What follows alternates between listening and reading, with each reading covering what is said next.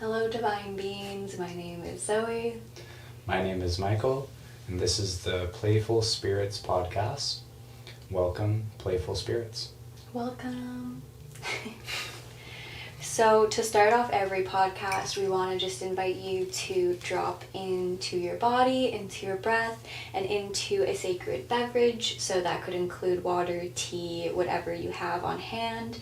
We are drinking cacao today, the sacred heart medicine, which we will have a podcast on later, for sure. I'm sure many. So when you're ready, just closing the eyes. Dropping into the breath, taking a big inhale in. Exhaling out.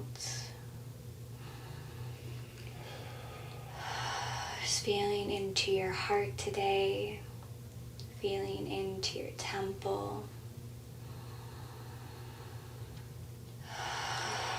Asking the questions of how am I doing right now? What am I needing? How's my body feeling?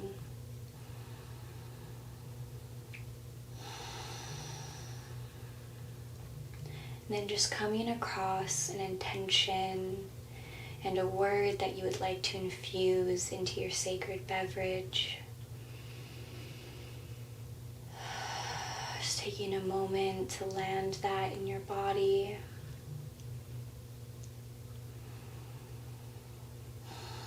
My intention is to bring about higher knowledge and beautiful vibrations through this podcast. And my word is trust.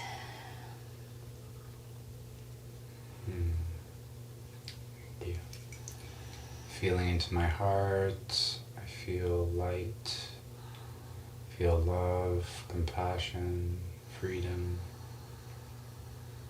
boundlessness, limitlessness, expansion. And I'm breathing in sovereignty,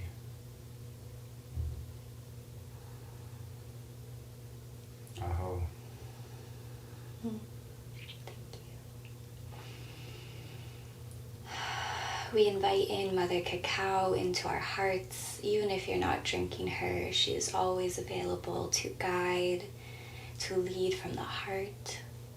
We welcome in our ancestors to be a part of this conversation. We welcome in our angels of the highest truth and compassion to speak through us. And we ask the Pleiadians to be with us in unity and love. Just welcoming in all of the guides, creating a white light circle around us today. Aho, and so it is. And so it is.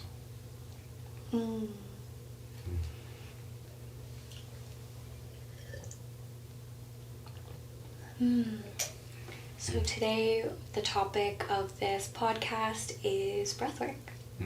Breathwork it is. And yeah, I'm just going to jump in and ask Michael, because this is more of his medicine, and just allow him to share whatever he wishes to come through. But my question is, what is breathwork, the breathwork that you use, and also what is your journey with it? So, like to start with that, it's not my medicine. It's at everyone's knows, everyone's connected to it. Like there's no separation of that.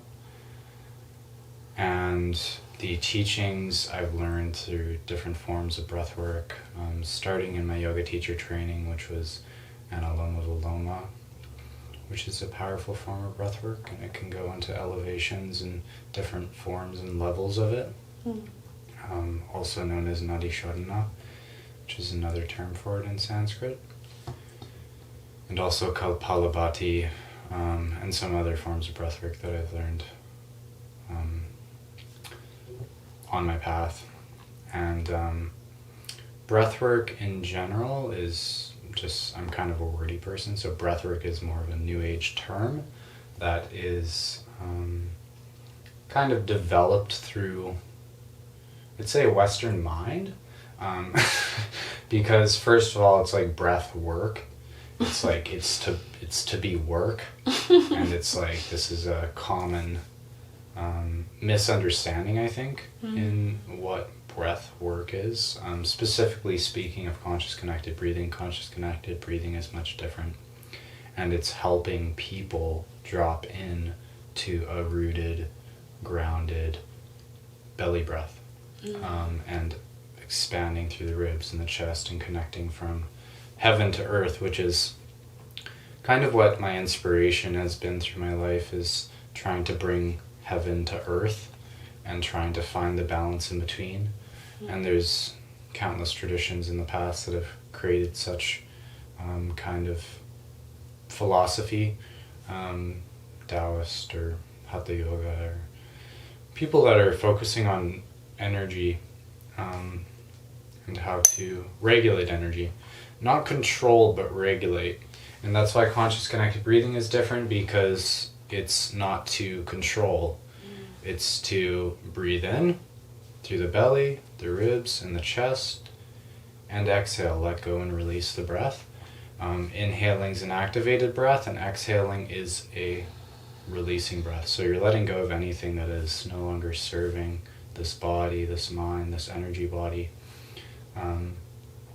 So the difference is there's no control, there's no holds. Like you can do holds obviously, and it's nice to do holds, but the intention of conscious connected breathing is to stay connected, because the connectedness creates a deeper power within oneself. It's like staying committed to, like, for example, going to the gym or going for a run. Like I'm choosing to run each day, and I'm choosing to run for 20 minutes, you know? For that 20 minutes, I'm committed to running as much as I can, as much as my body's capable of doing, you know, and finding the balance in that. So it's a way of letting go more fully. And it's a way to just continue to breathe in and breathe out. And also being aware of it throughout the day, like regularly. I'm very aware of how I'm breathing into my pelvis and my belly. So it's not just like I sit down and I breathe, or I lay down and I breathe. It's like this is going throughout my day. Even when I'm sitting upright, I'm aware how my breath is moving through my body. And that awareness and that presence of spirit or breath is where the power lies, and where everyone's power lies, I think. Beautiful. Yeah, I think conscious connected breathing is such a gentle medicine. It's kind of like the cacao of breathing in my eyes, where it's really gentle but also so activating, and you can have these beautiful moments of clarity and, you know, epiphanies and all that, but it's also something that you do throughout your day, and it's how you help yourself actually naturally breathe how you're supposed to breathe, which is like deep into the belly, deep into the pelvis. Whereas I've done a lot of breath work with Kundalini, and as someone who suffers from anxiety and just like holding of the breath and a lot of tension in the belly from, you know, protection or from feeling like I need to, you know, tense up, Kundalini helps in a way that it like burns off energy, but conscious connected breathing helps you be more of yourself and be comfortable with being more of yourself, and knowing that you don't have to, you know, hide or do like really intense fire breath in order to feel good. It's like just you naturally breathing is enough to feel, you know, more connected. Yeah. Yeah. It's a beautiful, beautiful modality. And I guess, yeah, the other question is, how has it impacted your life? Mostly beneficially. Obviously, like, there's, through any spiritual practice or modality, there is like a challenge to it, because you're kind of dipping in waters that are unfamiliar, you know, like, and the ego starts to dissolve, the sense of self begins to dissolve, like, and the more one dips into that realm, there can be a lot of fear, doubt, confusion. So it's been a path of many emotions, many difficulties, many confusing moments in my life, because you kind of lose who I thought I would lose who I thought I was. And then every time I breathe, it's the same. Yeah. What was your question again? How has it impacted your life? Impacted my life, right. So but the good wants parts, to flow through. The good parts, it's helped me let go. It's helped me breathe more freely. It's helped my lymphatic system move more. It's helped to eliminate waste in my body. It's helped to strengthen my organs, my teeth, because I've had some issues with my teeth. So it's helped me move the lymph fluid from my teeth. It's helped to free me from suffering, pain. It's helped me to feel more. Like, usually as a man growing up, it's like feeling's kind of a thing that is recommended not to do, or harshly told not to feel. So it's been helping me come in contact with more sensitivity for myself and love for myself. Beautiful. Yeah. What about you? Yeah, I'm gonna share.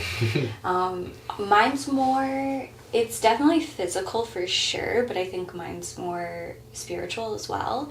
Not saying that yours isn't spiritual. I think mine, just the benefits that come through are very spiritual for me.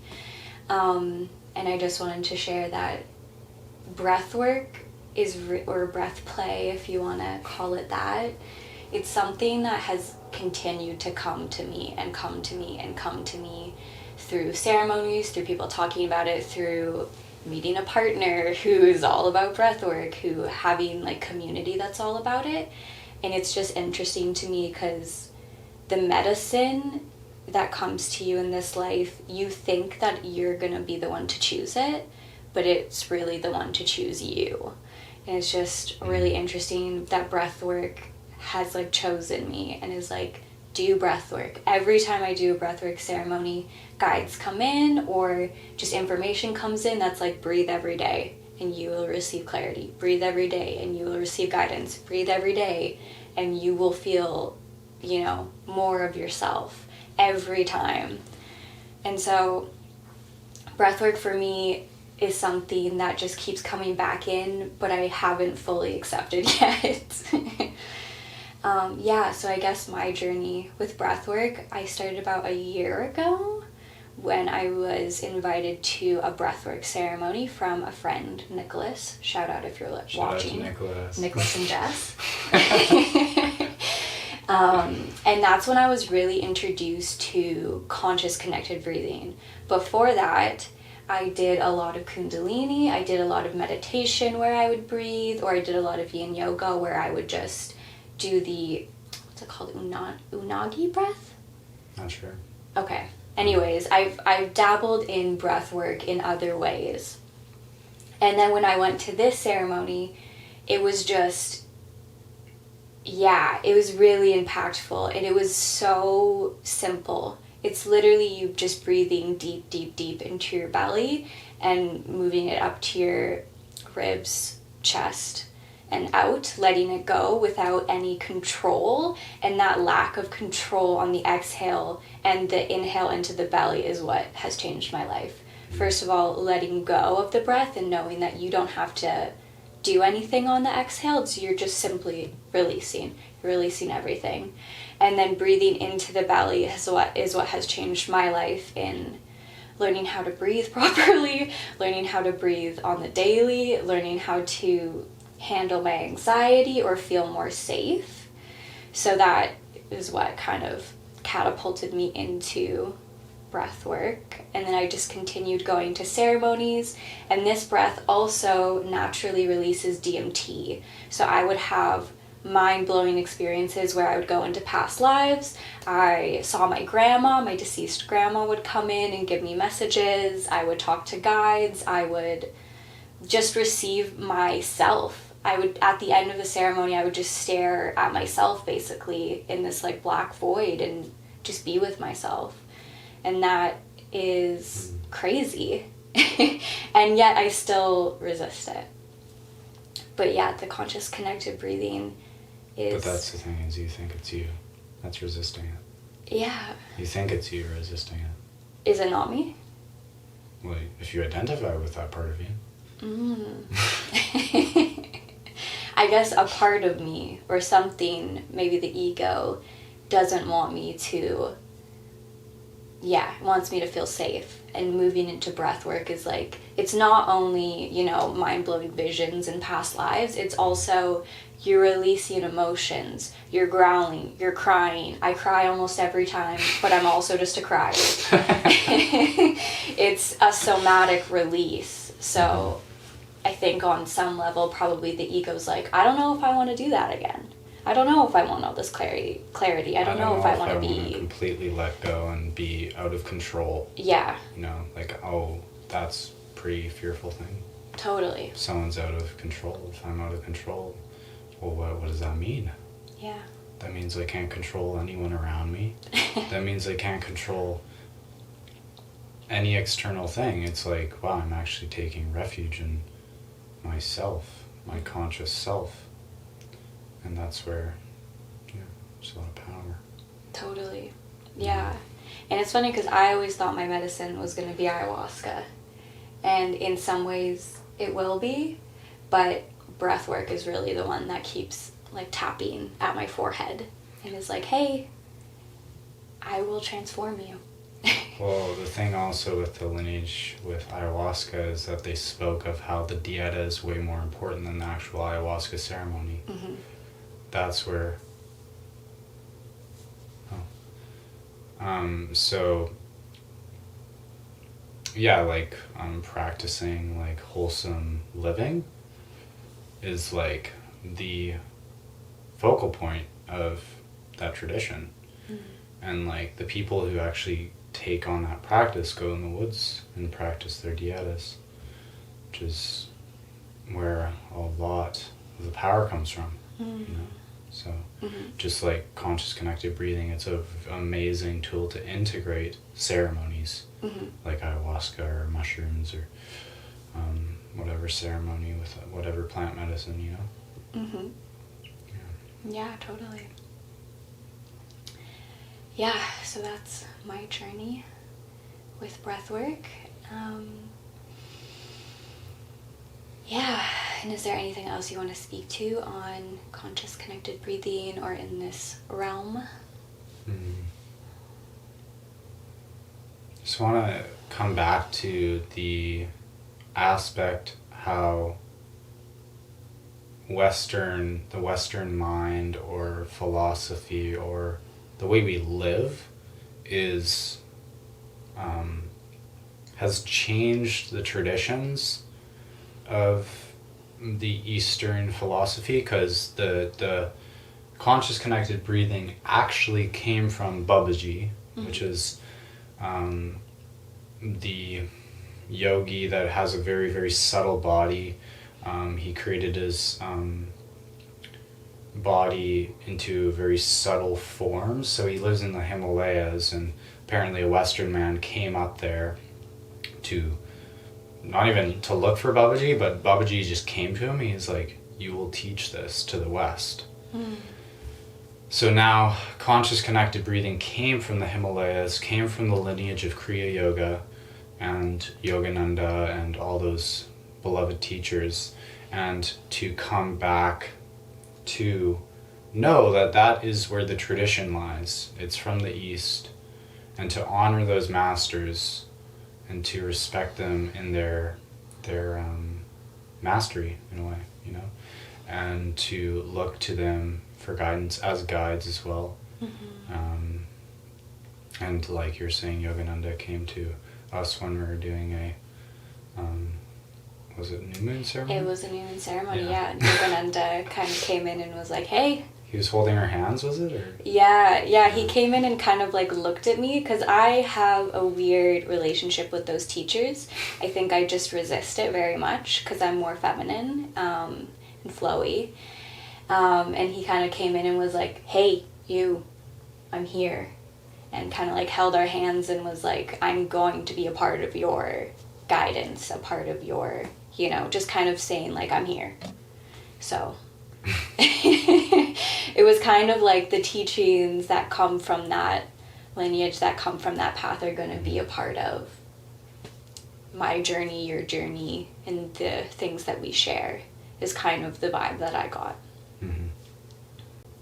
So before we end this podcast, I'd just like to share how you can incorporate conscious connected breathing into your life, and, you know, sort of an easy way that's not like you have to go to some big ceremony to find it or find someone, you know.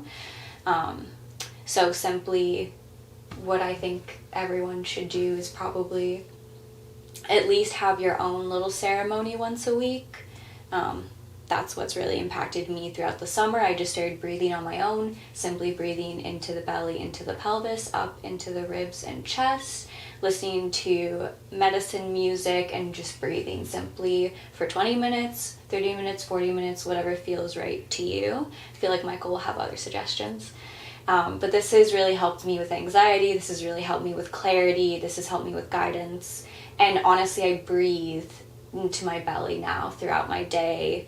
I've learned to, just simply be more relaxed, be more myself, and continuously coming back to that breath has really impacted my life. So doing that once a week, or even just incorporating a little bit of it into your life, hopefully we'll have a YouTube video up guiding it soon. Yeah, we will. We will soon have a video up guiding it. Might make it today. I'm going to be making some videos with about a 20-minute activation and a guided conscious connected breathing ceremony for people to do in their own practice, to learn it for themselves and to carry it through their life. Particularly because I find actually like a different but potent value in a regular conscious connected breathing routine, or say like practice. So really usually what I guide people towards, if they're working with me one-on-one, is to connect to the breath about 20 minutes a day for themselves. And in a way, it is an initiation to be guided in this way, as the masters in the past have taught. It is an initiation into Kriya Yoga. So to see this medicine not just as, I'm going to go to Michael to get healing. It's to come back to yourself and to realize that you are the healer. You are the person that is here to integrate emotion back into, from a fragmented self to a whole self. And that is, in a way, like your response ability. Like, it is your ability to respond to that. And it is to choose a new path for yourself. And I'm slightly an intense person, so it's like a do or die thing with me. It's like, if I was, even if I was starving to death, even if I was like at my most challenging points in my life, I would breathe, because that's the most important times I need it. And it's kind of like, if I was on my deathbed, I'd probably be breathing.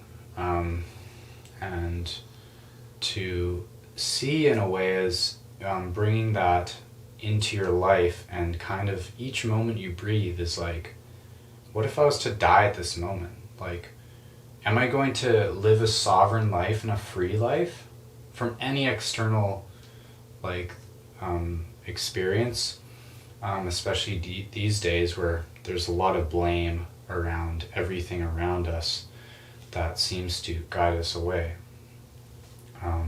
from what's truly needed, which is the connection to self and the unattachment to this body, because this body will eventually dissolve and become the earth, and there's nothing you can do about that. So say about 20 minutes a day, and circle back around to circle that. back around. I kind of went on a tangent there. Just just blessed to be sharing these words. Kind of speak to also the fact that we're both open throats in human design. Yeah. So the open throats usually means that we're really good at listening, but we don't say as much. Yeah. So it's nice to be in this connection because there's no intense activation in the throat. It's kind of just like we're talking, and super fluid, and nobody sort of takes over or rambles on for like 45 minutes. Yeah. And the other person's just sitting there like, yeah. Yeah. So shout outs also to human design. That's a powerful modality that's helped both of us and learn about ourselves deeper, and also the gene keys. So. Totally. And the other thing I'd like to mention with open throats, my throat specifically is completely open, which means I have no gates on it. I have nothing, no channels. Michael has, I think, one gate? I think one gate, yeah. Either way, open throats are mostly here to talk on behalf of things that don't have a voice. Like breathwork. Ayahuasca. Cacao, ayahuasca, Yeah. any modalities that can't really speak for themselves. So it's really easy for us to dive into these topics and express our own experience through our bodies. That's usually how we communicate, is like through feeling, through our own experience in our bodies. We're also both 6s. Yeah. If you know human design, you know what that means. It means role model, if you don't know. Yeah. Yeah, so. So, yeah, we're excited to, mostly our podcast will be about speaking on behalf of things that don't really have a voice and that we want to explore, and also just sharing our own voices because they've been shut down for a lot of our lives. Yeah, that's very common with open or undefined throats, is that it's usually overspoken or just kind of pushed aside more so because we didn't speak much, you know? Yeah. Just very quiet people. Both grew up very shy. Yeah. Very quiet. So, and here we are. Yeah. So I just want to thank everyone for joining us in this podcast. Very appreciated. Hope you enjoyed. Also, just like leave a comment if you have any questions, or if you want to hear different podcasts from us, just let us know. Also, like, subscribe, blah, blah, blah. Hit that like button. Hit that like button. And yeah, it's also just not about that. We're just wanting to spread the message. You know, that's our main purpose. So yeah. So thanks for being with us, and we're excited to share in more playfulness with you. Yeah. And sending so much love. Love.